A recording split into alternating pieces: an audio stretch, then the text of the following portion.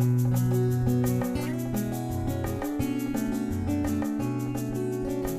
projet de restauration de mares a été initié en 2007.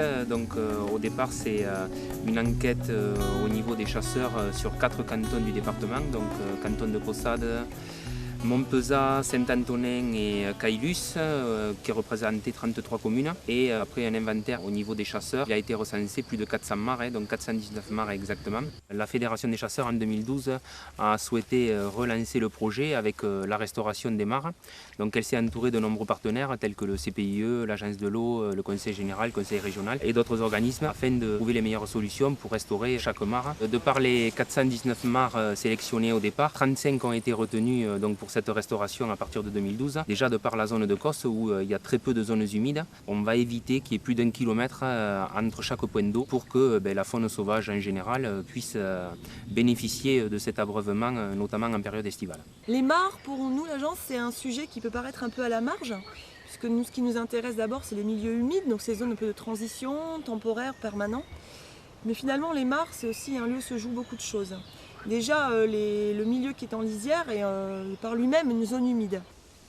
Sur cette mare-là, la première chose qui a été mise en place, c'est un barbelé afin de limiter le bétail à l'accès à la mare. On peut voir en une année après travaux les effets déjà de la non-utilisation par le bétail. Les graminées ont déjà tout recolonisé et on commence à avoir déjà de la végétation aquatique qui a regagné comme quelques joncs et quelques skirpes qui sont présents sur la zone. Ce projet pour l'agence nous a intéressés à plusieurs titres. Déjà dans l'approche partenariale, on a trouvé intéressant que les chasseurs se saisissent de ce sujet à travers la ressource génétique, de se préoccuper de la ressource en eau pour le gibier. Mais on y voyait l'intérêt aussi d'approcher un certain nombre d'acteurs avec lesquels on n'a pas toujours l'habitude de travailler, les chasseurs. Et puis de faire des liens aussi avec d'autres projets en cours, comme les programmes pluriannuels de gestion des cours d'eau. Donc ça permettait de rapprocher des personnes qui se connaissaient peu ou mal, et puis de travailler sur ce sujet-là. Afin d'aider la Fédé de chasse à réaliser la restauration de mares dans Quercy-Rouen et Gorge de l'Aveyron, on propose de leur faire un diagnostic écologique. Pour ça, il y a différents temps. Il y a un premier temps qui est le diagnostic de mare.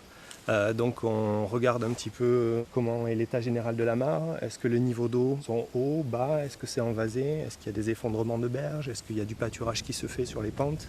Et ensuite, on s'intéresse à 3 grandes familles, faune-flore, donc les amphibiens, les odonates et la flore des zones humides. Pourquoi est-ce qu'on s'intéresse à ces espèces-là? Ce sont des bio-indicateurs de la qualité des zones humides, notamment des zones humides associées aux mares, pourtours de mares.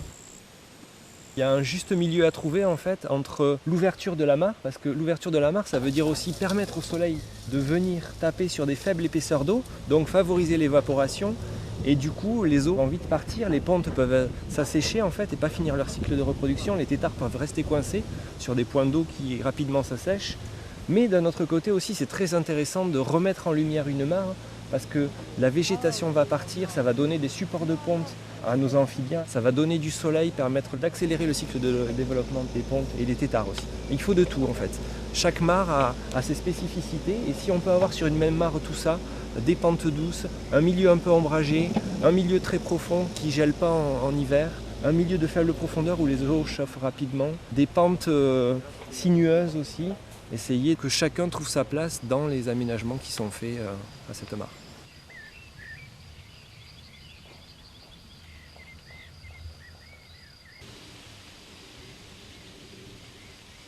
Il faut savoir que la plupart des mares qui ont été restaurées se situent en zone Natura 2000.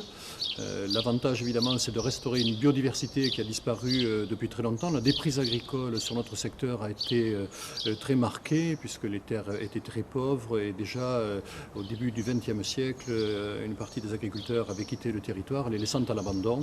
Et c'est ainsi que ces mares se sont retrouvées bien sûr dans l'état où vous les avez trouvées dès le départ. Mais l'enjeu évidemment c'est d'abord la biodiversité. Pour un coin comme ici, enfin, notre Corse, c'est un bienfait pour tout. Que ce soit pour le gibier, pour les animaux, c'est pour tout. Hein. Autrefois, ils étaient entretenus, nos vieux les entretenaient, alors qu'il y a eu quand même une génération où ça a été complètement abandonné. On essaie d'aménager des territoires pour toutes les espèces, que ce soit le grand gibier, sanglier, cerf, chevreuil, donc des cultures à gibier qui permettent de limiter les dégâts au monde agricole. Après, au niveau du petit gibier, des plantations de haies, des aménagements de mares permettent d'avoir des populations qui soient raisonnables, mais quand même assez importantes.